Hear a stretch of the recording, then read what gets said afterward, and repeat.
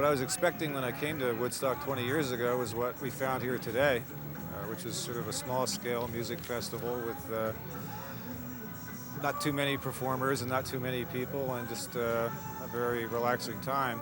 And what we found was Woodstock with 500,000 people. And, so it's sort of unusual that today is more like what I originally expected to find. Perhaps even a more meaningful one than the first time around, because we've had 20 years to think about it and 20 years to perfect the idea of peaceful coexistence among friends. And that was probably one of the main moral messages of the 60s, is that people have to learn to live together. And you see that right here. There have been no problems whatsoever. Even the police seem to be having a good time. You know, last night I witnessed an older policeman guiding two younger policemen around, and he was reminiscing about 20 years ago, saying that you wouldn't believe it. You know, there were people everywhere for as far as you could see in every direction. These are just treasures from the attic, you know, that I found before coming up. This is the Rolling Stone special report on Woodstock that came out about 2 weeks after the concert. The cover is a great view of what the audience was like at that time.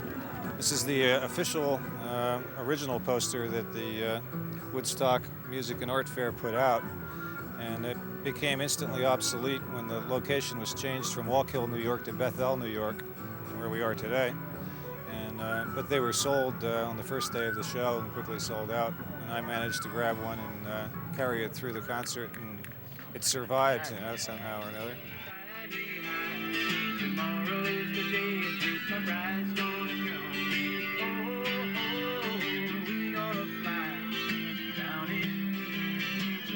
Well, I'm really sure the same things are going on today that were going on back then, only in probably a different perspective. There are people that are out there that are still trying to help the people that need help. Take, for instance, like WAVY Gravy. He's out there helping people, you know, and he's doing a really good job. Hey, WAVY, how you doing? I'm doing excellent. How are you doing? I'm pretty good. You having a good time? Yeah, well, I'm, you know, just doing a little walk around and plugging into a lot of very beautiful people. You know, it is not the dwelling place, it is the dwellers. That's cool. Definitely. How long are you going to be here for? Today? Yeah. I don't know. I'm waiting to do Good Morning Australia. And then this is my social secretary. He's got a couple other shots. I'm thinking about going to sleep tonight. Yeah, I've been up for about 3 days. Yeah. You been here? No, I run a children's camp. I have had for the last 6 weeks 100 kids. Wow. Try it sometime. You'd be tired too. You better believe it. You better get some sleep. You better believe it. Autograph my shirt? Sure.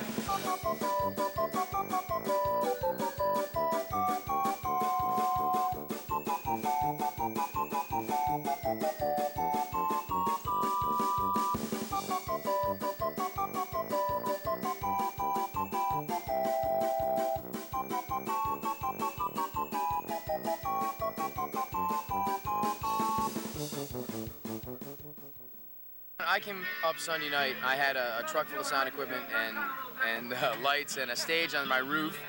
Amazing. And just because I thought it might be needed. You know what I mean? I didn't know what was going to go on. I had no idea about anything that was going to happen. And Rich was in a tent up on the hill farther, and I asked him if I could play, and I've heard Rich plays in the local clubs, and I do too. That was it, you know. Once I said, well, hey man, I got a stage and, you know, and more equipment and lights, and so let's get it all together. And it grew and snowballed, and it's as it is now, which is considerably smaller than the original festival, but the spirit's there.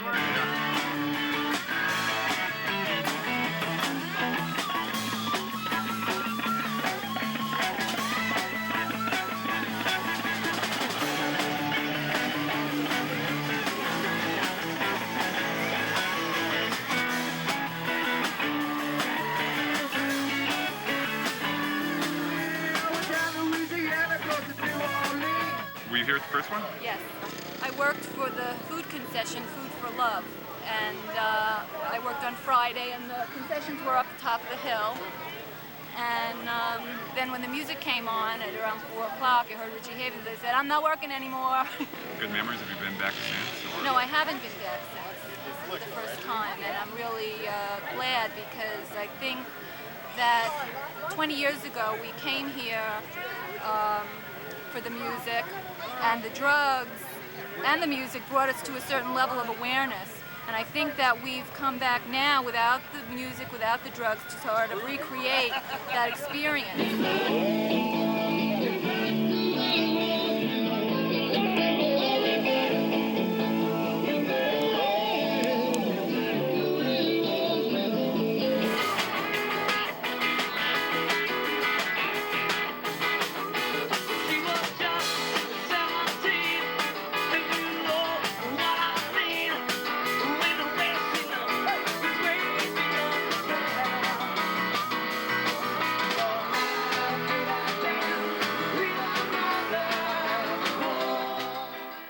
There's no big name bands here, but it seems like the people aren't really paying much attention to the bands. It's more just a togetherness. It's like a big camping. And we came originally just expecting to be here a few hours. I wanted to be at the spot 20 years later, and kind of caught us by surprise when we showed up and saw all the people here. After seeing pictures of it and everything, to finally be at the place, pick up the vibrations and just see how, just out of curiosity, I guess, was the biggest thing, just to see what it was all about, and I'm really glad it came.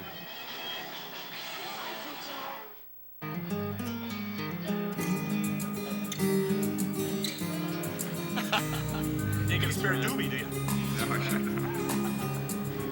He's Ron. It was? Yeah.